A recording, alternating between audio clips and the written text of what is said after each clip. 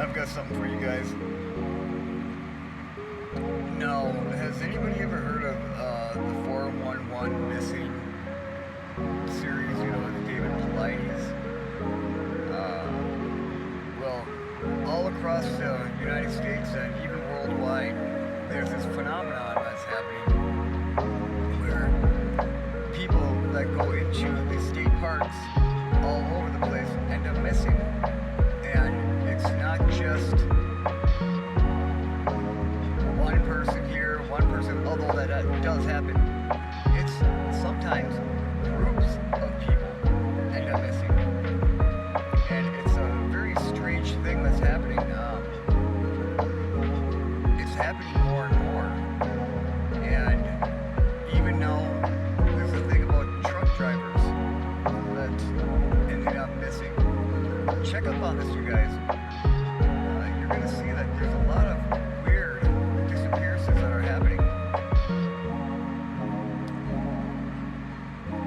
I happen to believe, now this is just my own personal opinion, it has no base in facts, yet you can say, although they have some things that are facts, such as this. When David Paulides found out that there was a team of scientists that have actually found hair samples of what we believe Sasquatches. And what they have said was these aren't Bigfoot, but their DNA states that they're actually humans, a form of humans.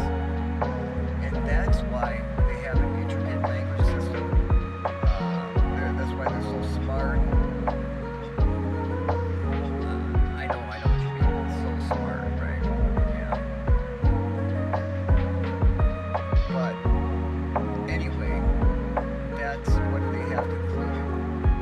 And there's a lot more things that are out there than we know of. There's appearances of dogmen caught on camtrails, interdimensional beings. This is a fact, you guys. There's this place called the Skinwalker Ranch, and there's a lot of known paranormal things that are happening out there. Now, what we would consider aliens have actually been interdimensional beings. Art Bell had a show one time where this person called in and stated that he was fearful for his life because of all the I'm sorry guys, of all the things that he was witnessing. And it's very true. I'm looking for a cigarette. Damn it.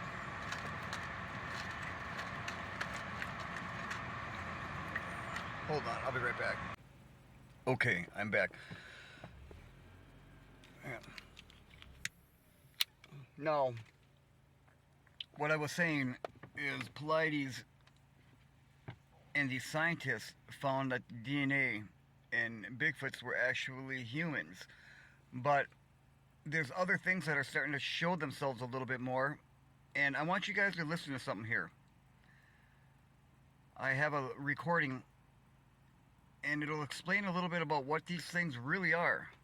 Listen. The aliens. These higher entities are coming from a different place than us. They're not Earthborn.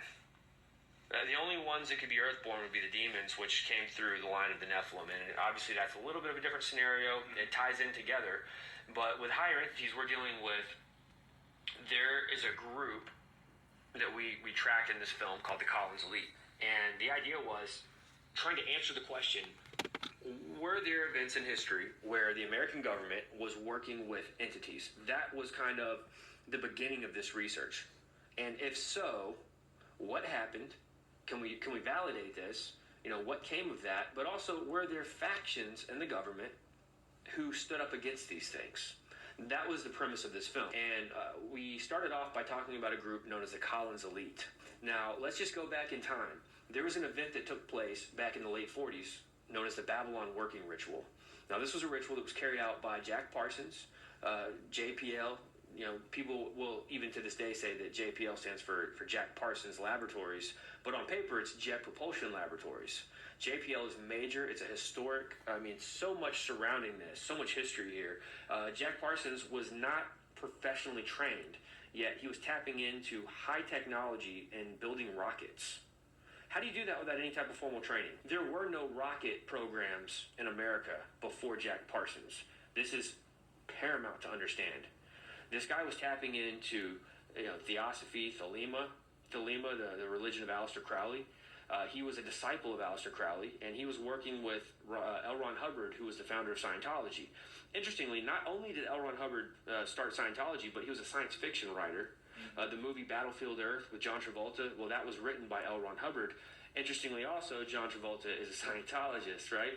Now, I mention this because this is a man who writes science fiction, yet he started a religion based on science fiction. There has to be something in there where he's getting these clues and these ideas. He's getting these from another realm. From that point, they ripped a hole open into space-time. And from that point afterwards, you had... See, this is all very true, guys. Parsons actually successfully completed during that with the Whore of Babylon and different things. After that, you had the Roswell incident. You had the Kenneth Arnold sightings. You had, in 1953, there was the swarm of UFOs that flew over the White House. I'm sorry. I just want to apologize for how this is just so amateurish, and but it's the only way I know how to do this. So, more importantly, it's the information that I'm sharing with you.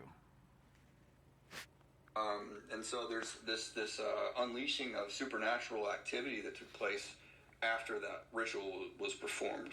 Babylon Working was successful, according to Jack Parsons. Matter of fact, Parsons said in his Antichrist Manifesto that they were successful, and that a child was conceived in that act, and that there was a spirit known as Hilarion. The Whore of Babylon was what they were trying to bring about. They believed what we believe, in that America was the final Babylon.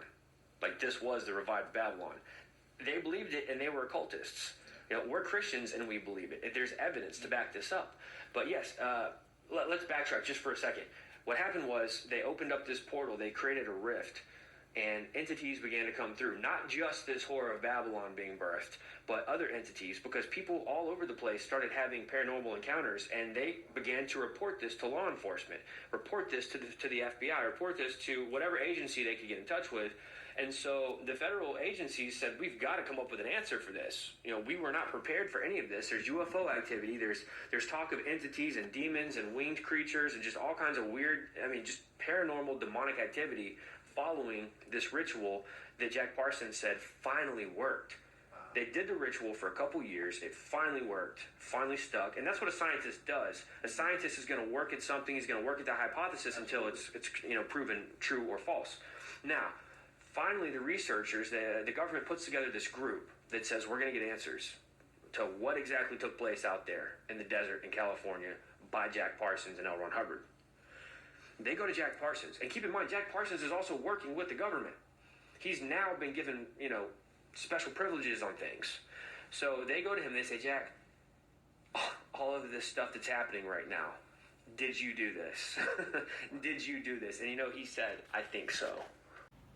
Okay, guys, there's much more to the story, and you'll have to stay tuned for the next one that I put up.